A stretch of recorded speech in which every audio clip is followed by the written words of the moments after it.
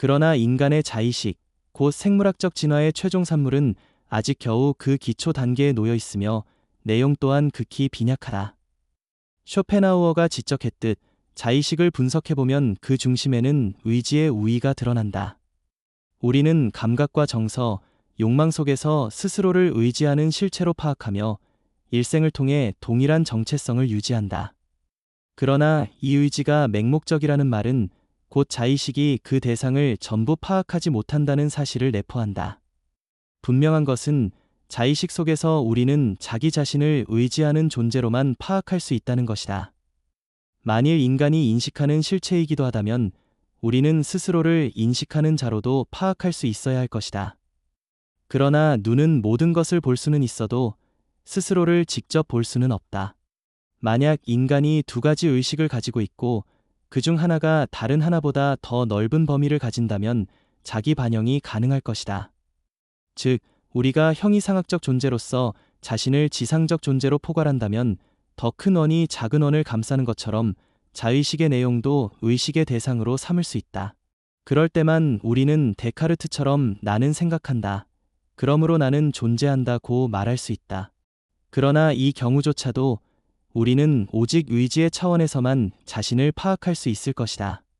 결국 의지는 자의식의 근본이며 인식은 이에 부차적인 현상에 불과하다. 우리의 지상적 의식은 스스로를 형이상학적 눈의 대상으로 삼을 수는 있어도 그 자체로 스스로를 볼 수는 없다. 더욱이 작은 원으로서의 현세적 의식은 큰 원으로서의 형이상의 의식을 포괄할 수 없다.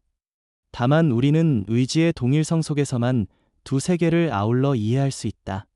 이 문제에 곧 자기의식이 과연 자기의 대상을 포함하는 것인지 아니면 오히려 발전 능력을 지니고 있어 그 대상의 경계에 이르러서야 비로소 한계를 맞게 되는 것인지 예를 검토하지 않은 것은 분명한 누락의 죄이다.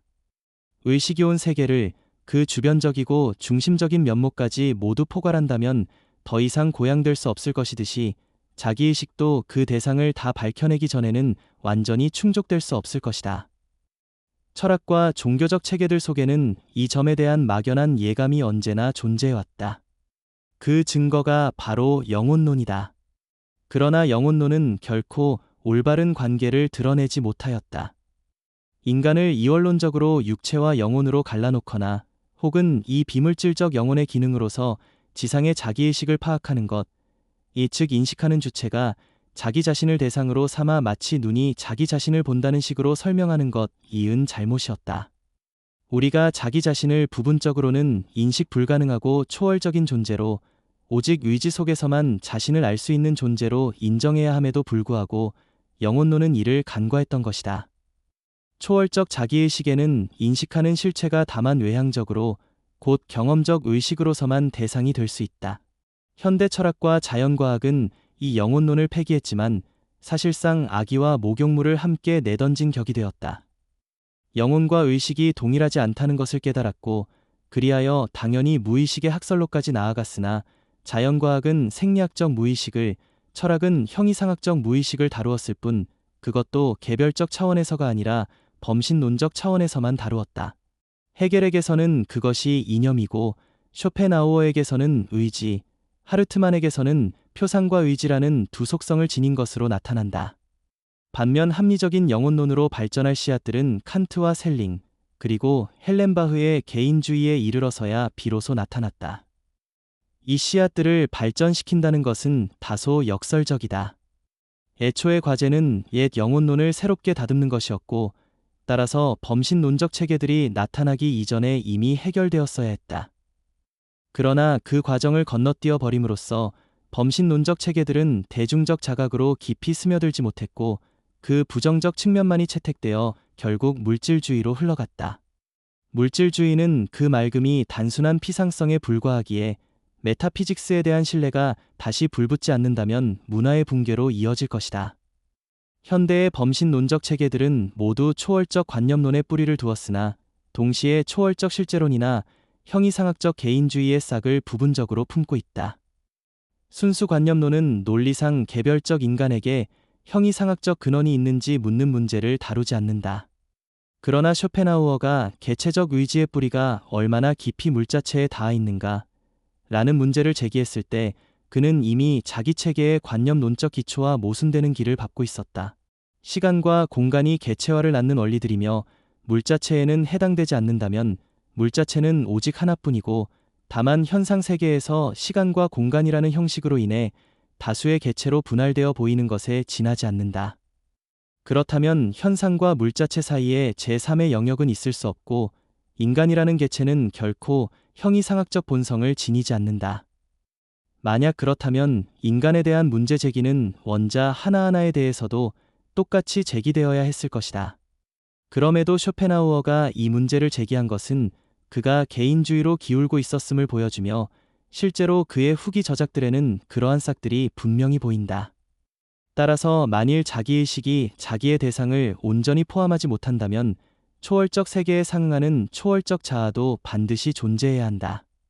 우리가 단순히 의지하는 존재로 자신을 아는 개인적 자아는 곧 우리 전체의 나와 일치하지 않으며 오히려 작은 원에 지나지 않고 그보다 큰 동심원의 초월적 주체가 우리 존재를 감싸고 있다고 보아야 한다. 지상의 자기의식은 그 빛을 존재의 외곽까지는 비추지 못한다.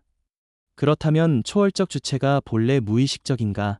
아니면 단지 상대적으로 즉 지상의 자기의식의 밝기 한계를 넘어 존재하기 때문에 우리에게는 무의식적일 뿐인가 하는 문제가 다시 제기된다.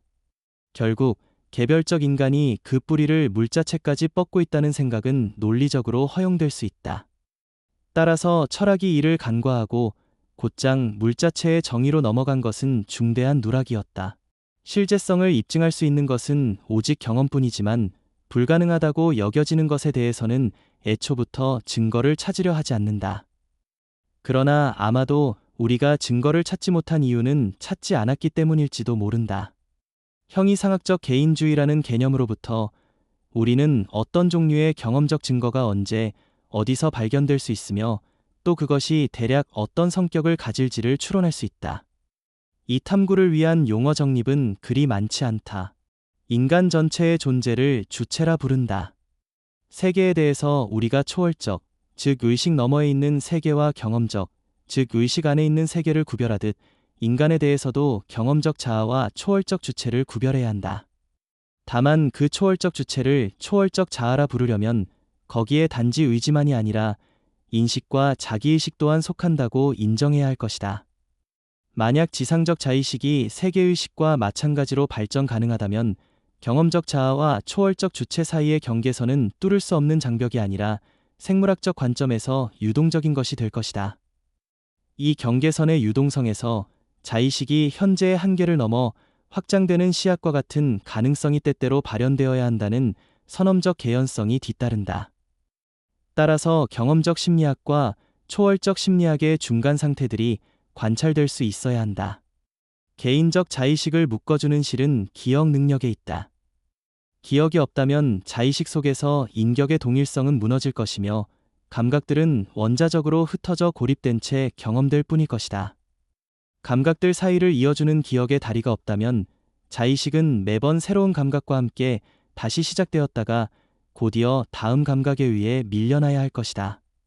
그 결과 인격감은 마치 실을 뽑아내면 흩어져 굴러가는 구슬처럼 산산이 조각나고 말 것이다.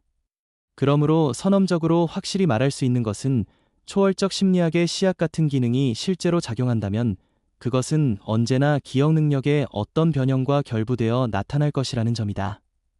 따라서 모든 정신 상태, 특히 비정상적인 상태 속에서 기억 능력의 작용을 추적하는 것이 가장 중요하다.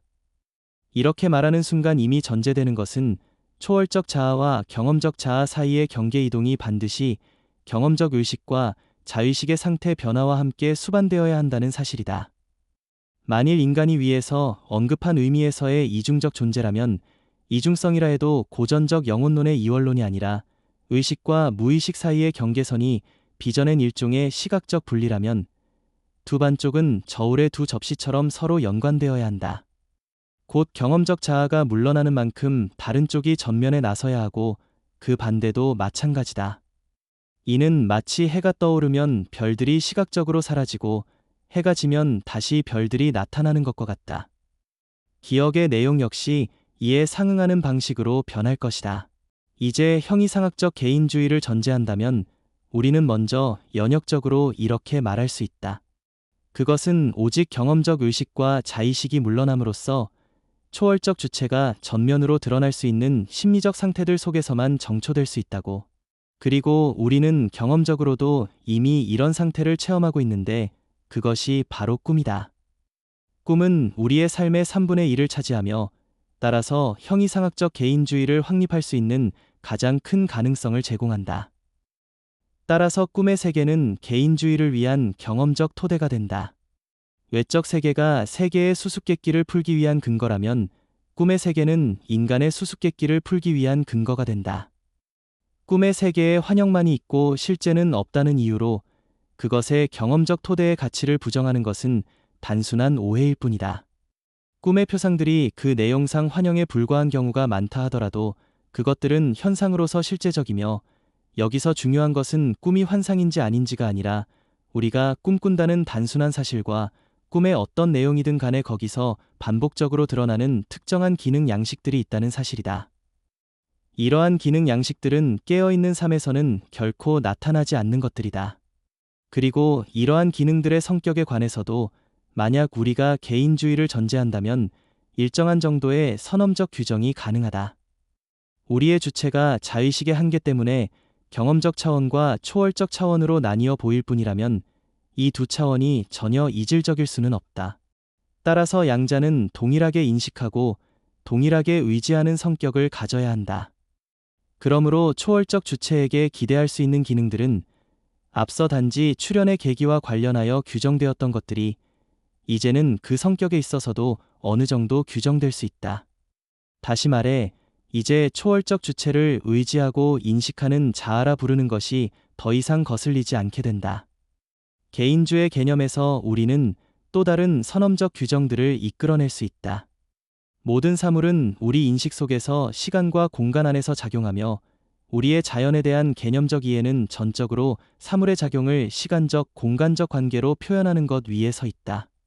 만약 이 인식 형식들이 초월적 세계와 초월적 자아에는 전혀 해당되지 않는다면 의식과 자의식이 초월적 방향으로 발전할 수 있다는 생각은 전혀 불가능할 것이다. 그리고 두 세계는 넘을 수 없는 심연으로 갈라져 버려 우리는 결코 경험적 의식을 넘어선 영역으로 발을 들여놓을 수 없을 것이다. 그러나 시간과 공간의 표상 형식이 초월적 실제에도 일정하게 대응한다면 그것은 경험적 자아와는 다른 의미로 초월적 자아에도 유효할 수 있다. 따라서 어떤 심리적 상태 속에서 시간과 공간 관계가 변형된 가운데 인식이 이루어진다면 우리는 거기서 초월적 심리학적 기능이 작동하고 있다는 결론을 정당하게 도출할 수 있을 것이다. 이로써 그 기능의 새로운 특징 하나가 추가로 밝혀지는 셈이다. 그러므로 우리의 요구는 점점 더 구체적으로 초월적 자아에 도달한다. 그러한 자아가 존재하는지 여부는 아직 확정되지 않았다. 그러나 만약 그것이 존재한다면 우리는 논리적 필연성에 따라 어떤 조건들, 곧 경험적 자아의 어떤 심리적 상태에서 그것이 전면에 나서 기능할 수 있는지를, 그리고 그것이 어떠한 방식으로 기능해야 하는지를 연역적으로 말할 수 있다. 지금까지의 결과를 간단히 요약하면 이렇다. 만약 초월적 자아가 존재한다면 다음의 규정들이 경험적 사실로서 증명될 수 있어야 한다. 인간 의식의 이중성. 두 의식 상태가 서로 반비례적으로 교대한다는 점. 기억 능력이 두 상태의 교대와 결부되어 변형된다는 점. 인식과 의지의 기능이 양쪽 상태 모두에서 작동한다는 점. 시간과 공간의 척도가 변형된다는 점. 한눈에 보아도 이러한 초월적 개인주의의 개념에서 도출된 이론적 결론들을 경험적 사실로 제공하는 것은 바로 꿈의 세계임을 알 수 있다. 따라서 인간 수수께끼에 해답이 있다면 그것은 꿈의 세계에 포함되어 있는 것이다. 물론 초월적 개인주의가 이 수수께끼에 참된 해답이라는 것을 확실히 입증하려면 우리의 꿈을 면밀히 분석하는 작업만이 신뢰할 수 있는 귀납적 증거를 줄 수 있을 것이다. 그러나 지금은 연역적 경로를 따라 적어도 큰 개연성이 드러났다. 즉, 하나의 가설이 전제될 때 그 가설로부터 다수의 논리적 결론이 도출되고 그것이 경험적 사실과 일치한다면 그 가설의 타당성은 매우 높은 확률로 입증되는 것이다. 만약 초월적 자아가 존재한다면 우리는 우리 존재의 한쪽 발만을 현상계에 딛고 서 있는 셈이다. 그렇다면 인간과 현상계의 관계, 즉 자기의식을 통해 인식되는 방식이 인간 수수께끼의 해답을 결코 제공하지 못하는 이유도 분명해진다. 그것은 오직 우리 존재의 다른 측면을 고려할 때에만 가능하다. 깨어있는 동안 우리는 이 다른 측면에 대하여 아무것도 알지 못한다. 경험적 자기의식은 초월적 자아를 포괄하지 못하고 오히려 그것에 의해 포괄된다. 그러나 잠 속에서는 적어도 초월적 내용을 수반한 자기의식이 성립할 수 있는 조건이 충족되며 그 내용은 꿈의 형상으로 나타날 것이다. 물론 초월적 세계로부터의 영향은 경험적 자아에도 미칠 수밖에 없다. 두 자아는 동일하기 때문이다. 그러나 경험적 의식에 있어서는 이러한 영향들이 심리, 생리적 감각의 역치 아래에 머물며 오직 경험적 세계로부터의 영향이 멈출 때 비로소 수용성이 높아지고 심리, 생리적 역치가 낮아져 새로운 감각 재료가 제공된다. 가장 깊은 잠은 곧 이와 같은 보통 때는 무의식적으로 남는 영향들에 대한 최대의 수용성을 불러온다. 그러나 이 안에서 경험적 자기의식의 발전 가능성이 드러나더라도 우리는 심리, 생리적 역치가 가장 깊은 잠에서 완전히 제거될 수 있다고 생각해서는 안 된다. 우리 안에는 단지 이러한 발전 가능성의 씨앗만 있을 뿐이다. 따라서 무의식적 상태나 황홀경이나 유사한 다른 상태에서 결코 수백만 년의 생물학적 과정에 해당하는 발전을 단번에 성취할 수는 없는 것이다. 이것만으로도 우리는 꿈을 과대평가하지 않도록 경계해야 한다. 게다가 초월적 세계로부터의 영향이 설령 우리에게 감지된다 하더라도 그것들은 언제나 경험적 의식의 인식 형식 속에서 표현될 수밖에 없으며 따라서 알레고리나 상징 혹은 단순한 표징의 가치를 지닐 뿐이다. 이는 초감각적 개념들에서도 마찬가지이다. 예컨대 우리가 시간을 하나의 선으로 그려지는 것으로밖에 상상할 수 없는 것도 초감각적 개념이 우리에게 표상 가능하게 되려면 우리의 의식 형식 속으로 들어와야 하기 때문이다. 마찬가지로 실제로 초월적 내용을 지닌 꿈의 이미지들도 오직 상징적, 즉 대략적인 의미에서만 참되다고 할 수 있으며 이는 마치 시간이 선이라는 것이 어느 정도 참된 것과 같다. 잠과 깨어남의 교대 속에서 우리는 주체의 동일성과 인격의 상이함을 확인한다. 우리는 동시에 두 세계의 시민이다. 다만 두 의식 중 하나가 번갈아 잠재됨으로써 이 동시성이 단순한 시간적 계기로 나타나는 것이다. 더욱 분명히 이중 본성이 드러나는 것은 꿈속에서 자아가 극적으로 분열되는 특별한 부류의 꿈들이다. 예컨대 나는 한 꿈에서 시험을 치르고 있었는데 선생이 낸 문제의 답을 내가 찾지 못하고 있는 와중에 내 옆에 있는 사람이 정확히 대답하여 나를 분하게 하는 경우가 있었다. 이 명확한 예는 무엇보다도 하나의 주체 속에서 두 인격의 심리학적 가능성을 입증한다. 더구나 이 예는 우리의 실제 이중 본성보다도 더욱 기묘한데 왜냐하면 그 꿈에서는 두 인격이 서로를 의식하고 있을 뿐 아니라 동일성이 아니라 오히려 상이성에 대해서까지도 의식하기 때문이다. 그러나 이 예가 단순히 꿈의 세계에서 나왔다는 이유로 그것이 실제 가능성을 증명하지 못한다고 반박한다면 문제의 요지를 오해하는 것이다. 심리학적 실제성, 곧 가능성은 그것이 꿈의 세계에서 나온 것이라는 점으로 전혀 훼손되지 않는다. 꿈의 허구적 성격은 다만 하나의 상황, 즉 두 인격이 표상 속에서 눈앞에 나란히 서 있다는 점만을 약화시킬 뿐이다. 이리하여 의식의 인식론을 통해 초월적 객체의 존재가 증명되듯 자기의식의 인식론을 통해 초월적 주체의 존재가 증명된다. 전자에서는 감각적 세계가 출발점이 되어야 하지만 후자에서는 꿈의 세계가 출발점이 되어야 한다. 오직 꿈의 세계라는 토대 위에서만 영혼론의 경험적 정초가 가능하다. 반대로 깨어있는 동안에 우리의 존재의 한쪽 측면만을 분석하는 것으로는 비록 생리학자와 심리학자의 논쟁이 이미 후자 쪽으로 기울어졌다 하더라도 이 과업은 결코 성취되지 못한다. 논리적 사변만으로는 영혼론이 세워질 수 없으며 단순한 신앙인의 마음의 욕구도 그저 소원이 생각의 아버지가 되는 것에 불과하다. 철학이 꿈의 경험적 사실들로부터 출발하여 이 과업을 성취하게 된다면, 그리고 오직 그때에만 더 큰 차원에서의 문제, 즉 소우주에 대해 꿈에서 드러난 바가 대우주에서도 반복되는가라는 문제를 다룰 수 있을 것이다. 그때 물음은 이렇게 제기될 것이다. 즉, 모든 세계를 포괄하는 보편적 세계 주체가 존재하며 그것이 시간과 공간 속 수많은 태양과 수십억의 존재들 속에서 극적으로 분열하고 있는가?